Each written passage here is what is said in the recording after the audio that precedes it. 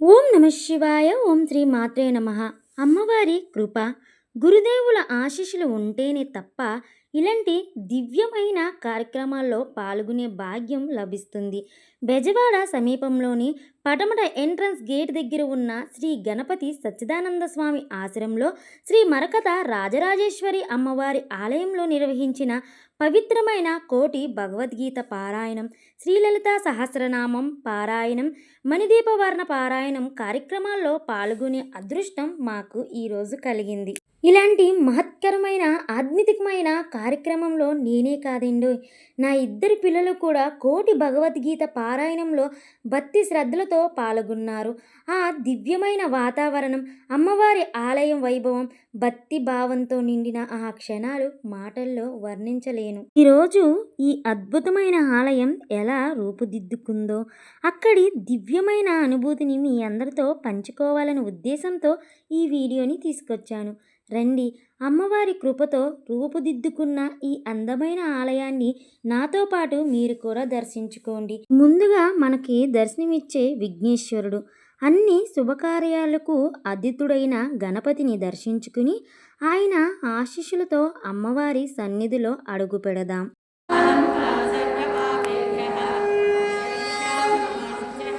విఘ్నేశ్వరుని దర్శించుకున్న అనంతరం మనం ఎడమవైపు కొలువై ఉన్న ఆంజనేయ స్వామివారిని దర్శించుకుందాం. ఇక్కడ భక్తితో స్వామివారికి ముడుపు కట్టి 11 లేదా 41 రోజుల పాటు హనుమాన్ చాలీస పారాయణం చేయడం ఎంతో పవిత్రమైన ఆచారం. స్వామివారిపై సంపూర్ణ విశ్వాసంతో ప్రార్థిస్తే భక్తుల కోరికలు నెరవేరతాయని ఇక్కడ విశ్వసిస్తారు. శ్రీ ఆంజనేయ స్వామివారి అనుగ్రహం అందరిపై ఉండాలని కోరుకుందాం. ఆంజనేయ స్వామివారి అనంతరం పక్కనే కొలువై ఉన్న సుబ్రహ్మణ్య స్వామివారి దర్శించుకుందాం. ఇక్కడ ప్రతి మంగళవారం స్వామివారికి విశేష అభిషేకాలు ఎంతో భక్తి శ్రద్ధలతో జరుగుతాయి.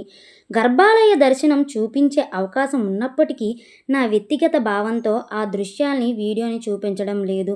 స్వామివారి అనుగ్రహం అందరిపై ఉండాలని ప్రార్థిస్తూ ముందుకి సాగుదాం. సుబ్రహ్మణ్య స్వామి దర్శనం అనంతరం మనం సరస్వతీదేవి అమ్మవారిని దర్శించుకుని ఇప్పుడు పరమశివుని సన్నిధానం చేరుకుందాం.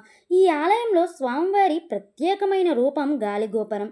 ఈ ఈశ్వరుని కొలువై ఉండడం ఎంతో విశేషం.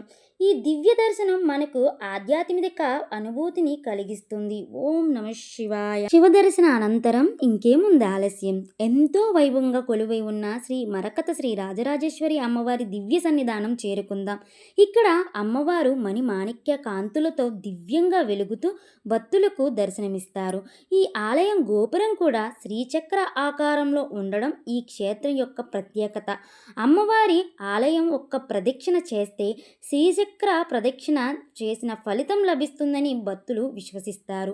మేము ఆలయం చేరుకునే సమయానికి చివరి దర్శనం సమయం కావడంతో అమ్మవారి దర్శనం పొందిన వెంటనే ఆలయాన్ని మూసివేశారు. ఆ సమయంలో దర్శనం లభించడం అమ్మవారి అనుగ్రహంగా భావిస్తున్నాము. ఇక్కడ కూడా గర్భాలయం దర్శనాన్ని చూపించే అవకాశం ఉన్నప్పటికీ కూడా అమ్మవారి సన్నిధాన్ని పవిత్రంగా భావిస్తూ గౌరవిస్తూ ఆ దృశ్యాలను వీడియోలు చూపించకూడదని భావించాను. బదులుగా ఆలయ వైభవాన్ని, అమ్మవారి క్షేత్ర మహిమను మీ అందరితో పంచుకుంటున్నాను. రండి, ఈ దివ్యమైన శ్రీ మరకత రాజరాజేశ్వరి అమ్మవారి ఆలయ వైభవాన్ని మనసారా దర్శించుకోండి. ఓం శ్రీ మాత్రే నమః.